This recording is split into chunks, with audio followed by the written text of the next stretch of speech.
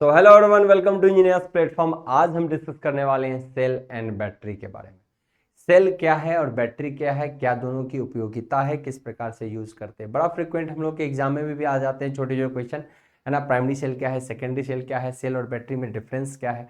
तो अमूमन अगर आप देखोगे सेल क्या है, सेल एक सबसे छोटा इलेक्ट्रोकेमिकल का इकाई यूनिट होता है, जबकि बैटरी कई सेलों के कॉम्बिनेशन होते हैं।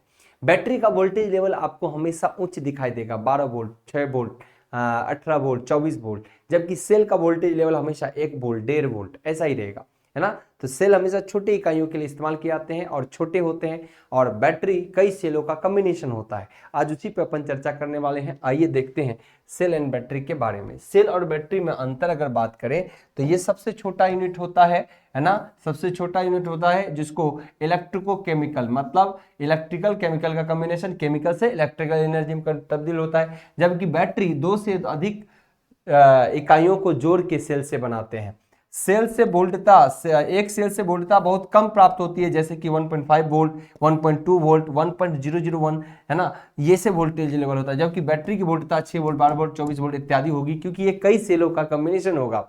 ओके, नाउ सेल की क्षमता, कैपेसिटी क्या होती है, कम होती है, क्योंकि यह कम समय में बिजली क्या करता है, एंड करता है। जबकि इसकी दक्षता अधिक होती है, क्योंकि अधिक समय तक बिजली क्या करता है, प्रदान करता है।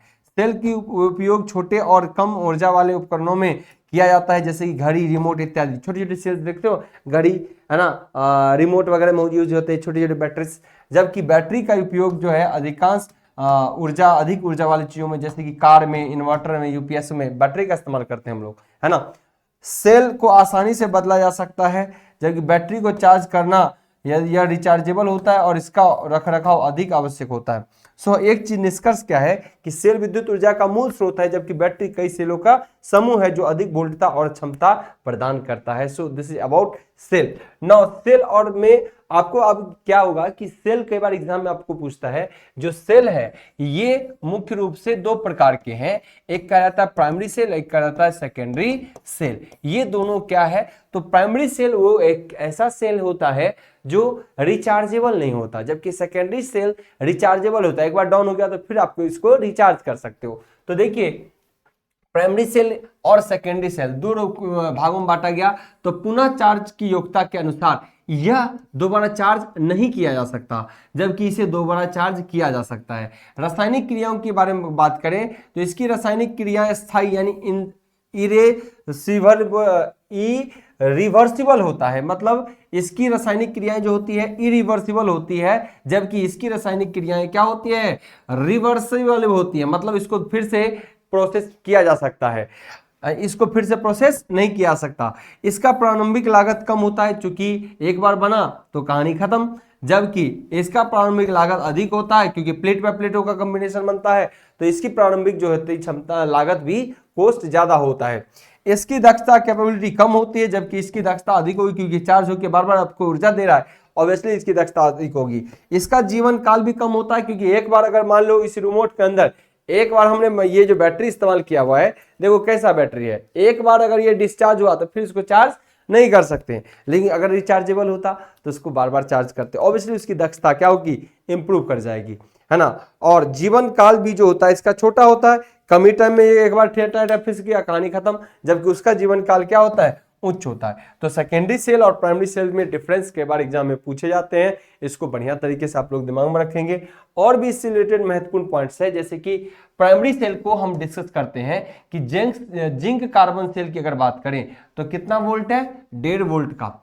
उसके बाद अल्कलाइन सेल की बात करें, इसका वोल्टेज स्तर पूछेगा अल्कलाइन सेल का तो 1.5 वोल्ट का।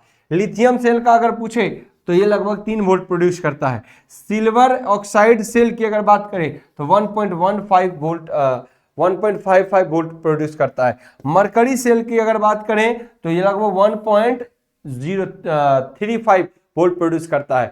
ऐसे ही अलग अलग प्रकार के जो सेल होंगे वो प्राइमरी सेल, जो कि अलग अलग वोल्टेज प्रोड्यूस करता है। जबकि इसकी तुलना में अगर बात करें सेकेंडरी सेल की, ये रिचार्जेबल सेल है, जैसे लीड एसिड बैटरी खूब प्रचलित है, प्रति सेल लगभग 2 वोल्ट देता है। उसके बाद निकेल कैडमियम बैटरी की अगर बात करें लगभग 1.2 वोल्ट प्रति सेल देता है। निकेल मेटल हाइड्रोक्साइड बैटरी की बात करें तो ये लगभग 1.2 वोल्ट प्रति सेल वोल्ट देता है, एक छोटी सी जो सेल होती है इकाई उसकी बात करें।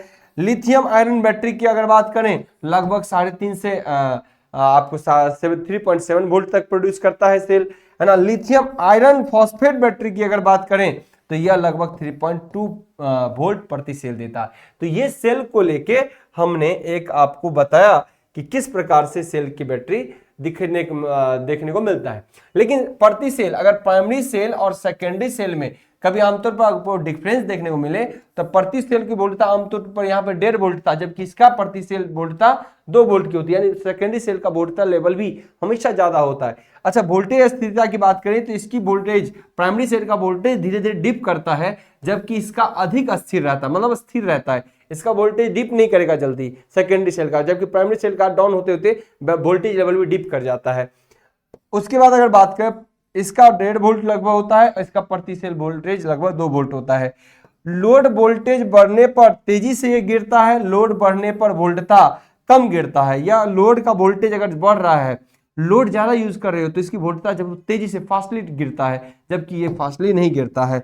उच्च वोल्टेज आवश्यक होने पर ज्यादा सेल जोड़ने की आवश्यकता होती है, कम सेल जोड़कर भी उच्च वोल्टता यहाँ पे प्राप्त की जाती है, क्योंकि इसका वोल्टेज लेवल ज्यादा होता है तो कम ही जोड़ना पड़ेगा, इसमें ज्यादा जोड़ना पड़ेगा।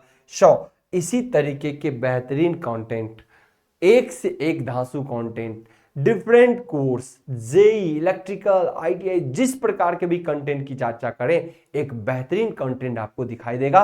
इंजीनियर्स प्लेटफॉर्म से जुड़िए और बेहतरीन कंसेप्ट के लिए भी इंजीनियर्स प्लेटफॉर्म के यूट्यूब चैनल को फॉलो करिए ताकि एक बेहतर कंटेंट लगातार मिलता रहे। आज के लिए इतना ही, धन्यवाद।